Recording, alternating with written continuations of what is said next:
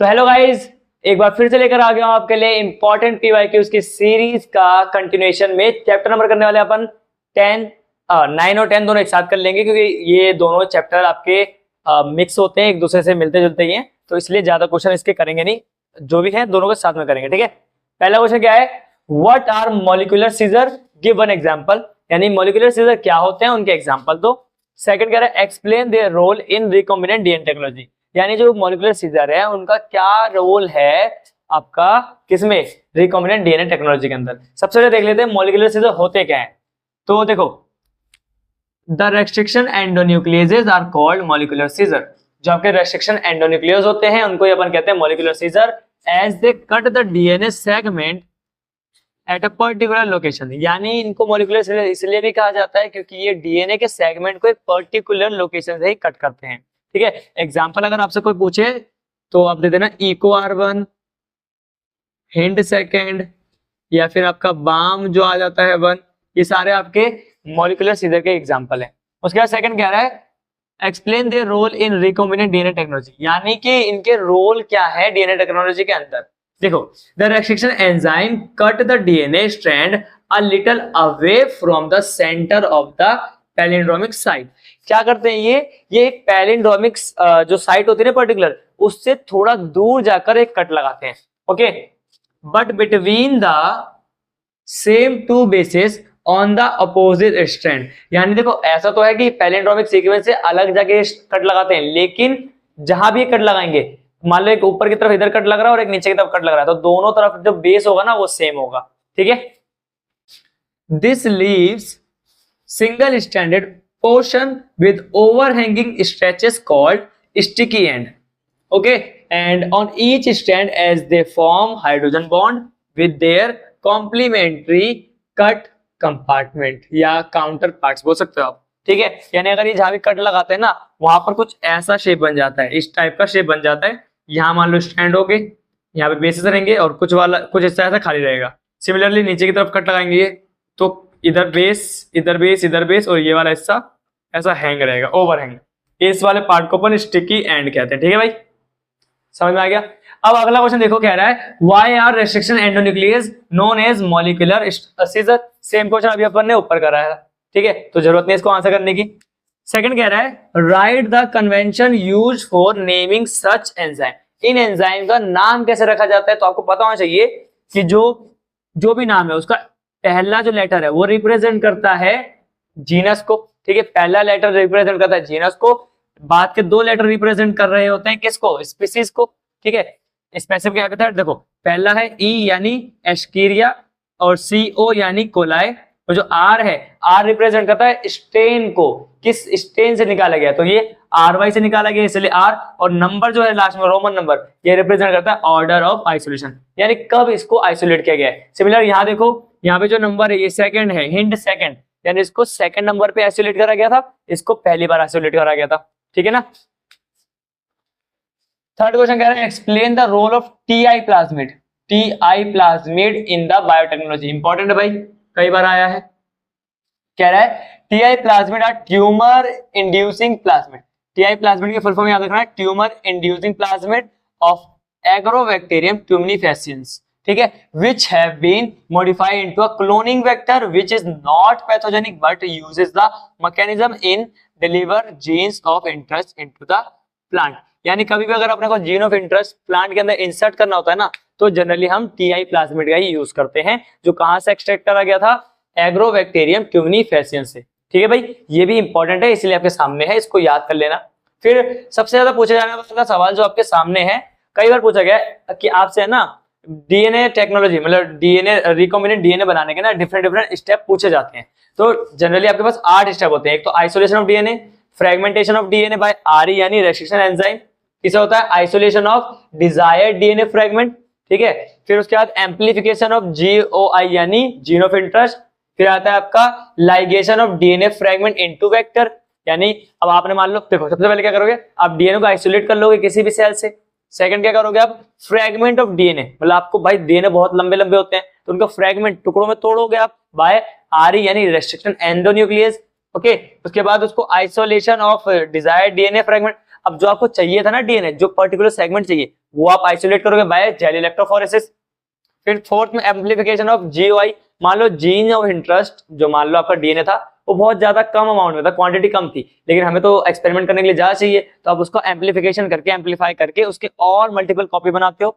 उसके बाद ligation of DNA fragment into vector, क्या करेंगे वेक्टर के अंदर लाइगेशन कर देंगे उसका, ठीक है, मॉलिक्यूलर ग्लू के साथ। देन लास्ट में सिक्स्थ स्टेप है आपका insertion of recombinant DNA into the host. अब जब आपने वेक्टर के साथ अपना जीन ऑफ इंटरेस्ट जोड़ा ना, उसके बाद आप उसे होस्ट में क्या कर दोगे, ट्रांसफर कर दोगे, यानी इंसर्शन कर दोगे उसका। सेवंथ में आप culturing the host cell on the suitable medium, क्या करते हो आप कल्चर करते हो, सुटेबल मतलब मीडियम के हिसाब से आप होस्ट के अंदर कल्चर कर रहे होते हो, होस्ट के अंदर, ठीक है। और लास्ट में आप उसे डाउन स्ट्रीम प्रोसेस करके बाहर निकाल देते हो और मार्केट के अंदर सेल कर देते हो, ठीक है भाई। तो ये स्टेप है। बाकी अगर आपको इसमें से कोई भी किसी में डाउट है ना, तो इसको एक बार अपने एनसीईआरटी में से चेक कर लेना, क्रॉस चेक कर लेना, ठीक है। अब बात करते हैं इसके बाकी के क्वेश्चंस की, या फिर डायरेक्टली बोल दो इसके 10th चैप्टर की, ठीक है। इसे नोट डाउन कर लो, तब तक मैं आपको बाकी क्वेश्चन कराता हूं। तो चलिए दोस्तों अब बात करते हैं क्वेश्चन नंबर 5 की, जो कि आपके सामने कह रहा है highlight any 4 advantages of genetically modified organism, यानी जीएमओ जो आपके ऑर्गेनिज्म होते हैं उनके कुछ एडवांटेजेस बताने हैं, वो भी कितने, आपको 4 बताने के लिए कह रहा है। तो देखिए क्या बताना है, सबसे पहले टॉलरेंट अगेंस्ट एबायोटिक स्ट्रेस, यानी जो भी कोल्ड ड्रॉट सॉल्ट या हीट आता है ना उसके अगेंस्ट क्या कर देता है, ये आपको टॉलरेंट बना देता है, सक्षम बना देता है ये, ठीक है। सेकंड पॉइंट, ये रिड्यूस कर देता है रिलायंस ऑन केमिकल पेस्टिसाइड, ठीक है। यानी अगर आप जीएमओ का यूज करते हो, किसी भी क्रॉप को जीएमओ में कन्वर्ट करते हो ना, तो ये आपको केमिकल पे डिपेंड होने से रोक लेगा, है ना, जैसे कि आपको कोई पेस्टिसाइड हो गया। एंड देन ये रिड्यूस करता है पोस्ट हार्वेस्ट लॉसेस, यानी जो आपने मतलब मान लो कि क्रॉप उगाई, उसको हार्वेस्ट किया, अब एक जगह से दूसरी जगह ले जाने में टाइम लगता है ना, तो जीएमओ अगर होगा तो इससे आपका ना जो पोस्ट हार्वेस्ट का लॉस होता है, मान लो एक टमाटर है, टमाटो को एक जगह से दूसरी जगह ले जाने में वो खराब हो सकते हैं, लेकिन अगर हम उनकी जीन साइलेंसिंग कर दे तो क्या होगा कि वो आपके काफी दिनों तक यूज हो सकते हैं, ओके। एंड लास्ट है ये इंक्रीज कर देता है efficiency of mineral uses by plant, यानी कि जो प्लांट्स है इनकी मिनरल यूजेस की एफिशिएंसी को ये और इंक्रीज कर देता है। तो ये 4 पॉइंट आपको याद रखने, दिमाग में रख के ही जाना है, ठीक है। नेक्स्ट क्वेश्चन है how does RNA interference help in developing resistance in tobacco plant against nematode infection. भाई बहुत इंपॉर्टेंट है ये क्वेश्चन, इसका डायरेक्टली अगर मैं बोलूं तो ये बैसिलस थ्योरेनजेनेसिस यानी बीटी कॉटन के बारे में पूछ रहा है, जो कि जनरली 5 मार्क्स में आता है। देखो क्या करता है, बैसिलस यानी बैसिलस थ्योरेनजेनेसिस, जिसको अपन कहते हैं जनरली बीटी कॉटन वाला केस, ठीक है, बीटी कॉटन की केस की बात कर रहे हैं। अब बीटी कॉटन यानी बैसिलस थ्योरेनजेनेसिस क्या करता है, ये प्रोड्यूस करता है, it produce protein crystal which contain a toxic insecticidal protein. अब क्या है ना आपका बीटी कॉटन या बैसिलस थ्योरेनजेनेसिस कुछ ऐसे प्रोटीन के क्रिस्टल बनाते हैं जो कंटेन करते हैं टॉक्सिक इंसेक्टिसाइडल प्रोटीन, ठीक है। लेकिन क्या होता है, ये इनएक्टिव फॉर्म में होता है, जब ये सिक्रेट करते हैं तो ये इनएक्टिव प्रोटॉक्सिन होते हैं, ठीक है। लेकिन जैसे कोई इंसेक्ट इसको खाता है, after injection by the insect their inactive toxin becomes active due to alkaline pH of gut. क्या होता है, जैसे किसी ने इंसेक्ट ने इसको खा लिया तो उनके गट के अंदर एल्कलाइन नेचर होता है, एल्कलाइन पीएच होता है, जिसकी वजह से ये जो आपका क्रिस्टल होता है ये क्रिस्टल डिसॉल्व हो जाता है और एक्टिव फॉर्म में आ जाता है, ओके। और उसके बाद क्या होता है, the activated toxin bind to the surface of mid gut epithelial cell. अब क्या होता है, जैसे ही एक्टिव हो जाता है ये इंसेक्ट की मिड गट की एपिथेलियल सेल से अटैच हो जाता है, बाइंड हो जाता है, वहां पर एक पोर क्रिएट करता है, और जैसे ही वहां पोर क्रिएट हो जाता है तो ये कॉज कर देता है सेल की स्वेलिंग का एंड लाइसिस का।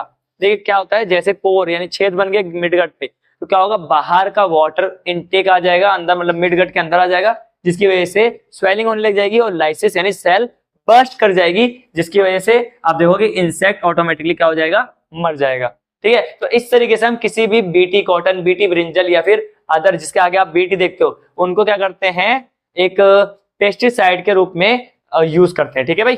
तो ये क्वेश्चन इंपॉर्टेंट है, इसको करके जाना। उसके बाद बात करते हैं, नेक्स्ट क्वेश्चन है आपका 7th question, explain RNA interference यानी आरएनए आई।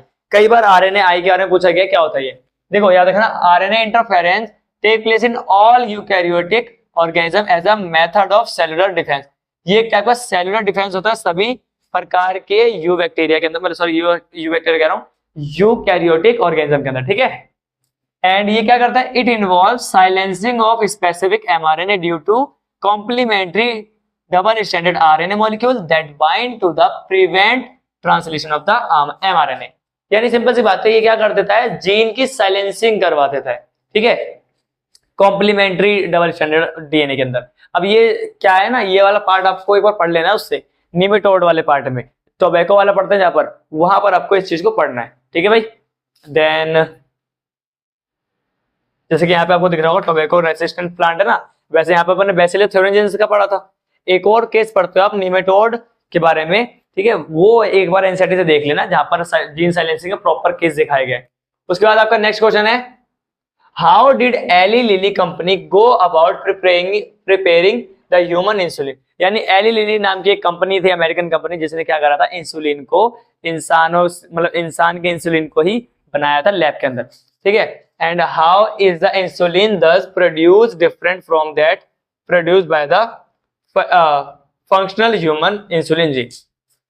देखते क्या है ये, Eli Lilly prepared two DNA sequence corresponding to A and B chain, ठीक है। एली लिली ने क्या करा कि दो चेन बनाई थी, ठीक है, पॉलीपेप्टाइड की, एक A और एक B, है ना, of human insulin and introduce them in plasmid of E coli. क्या करा, दोनों चेन को बनाकर उन्होंने प्लाज्मिड के अंदर, मतलब इकोलाई के प्लाज्मिड में डाल दिया टू प्रोड्यूस इंसुलिन चेन, और वहां से बहुत सारे नंबर ऑफ चेन को प्रोड्यूस करवाया। Chain A and chain B were produced separately, extracted and combined by creating a disulfide bond to form human insulin। अब क्या करा, एक एक करके किया, मतलब एक एक करके प्रोसेस किया था। पहले इन्होंने चेन ए को इकोलाई के अंदर बनाया, फिर चेन बी को इकोलाई के अंदर बनाया, और दोनों को एक एक करके निकाला, फिर दोनों को डाइसल्फाइड बॉन्ड से जोड़ा, ठीक है, जिसके बाद ह्यूमन का इंसुलिन बना, है ना। Insulin in human pancreas is synthesised as a pro hormone, ठीक है, containing C peptide which is removed in mature hormone. अब आपसे कोई पूछ सकता है कि why insulin is a pro hormone या प्रो इंसुलिन, और या फिर प्रो इंसुलिन को अपन इंसुलिन में, मेच्योर इंसुलिन में कैसे कन्वर्ट कर सकते हैं। तो याद रखना, जैसे आप सी पेप्टाइड की बॉन्ड को रिमूव करोगे ना, वैसे ही आपका जो प्रो इंसुलिन होगा वो ऑटोमेटिकली कन्वर्ट हो जाएगा इंसुलिन के अंदर। और यही चीज अपनी एली लिली कंपनी ने भी करा था, ठीक है। उन्होंने सी पेप्टाइड की जगह डायरेक्टली क्या करा, डाइसल्फाइड बॉन्ड्स को जोड़ दिया था, ठीक है, जिसकी वजह से फर्स्ट टाइम हमें ह्यूमलिन देखने को मिला था। यानी ह्यूमन में बनने वाले इंसुलिन को अपन ने लैब में बनाया, इसीलिए उसका नाम रखा गया ह्यूमलिन, ठीक है। तो ये था हमारा बायोटेक्नोलॉजी के मोस्ट इंपॉर्टेंट पीवाईक्यूज, ठीक है। अब अपने रह रहे हैं सिर्फ 3 चैप्टर, और उन तीनों चैप्टर के वेटेज वैसे भी कम है, 10 मार्क्स का चैप्टर है, तो उस तीनों चैप्टरों का मैं एक साथ ही कुछ गिने चुने क्वेश्चन जो बार बार रिपीट हुए ना, उनकी वीडियो लेकर आऊंगा। तब तक के लिए आप इसको अच्छे से प्रिपेयर करो, एंड होप सो कि आप लोगों की प्रिपरेशन अच्छी चल रही होगी। मिलेंगे नेक्स्ट वीडियो में।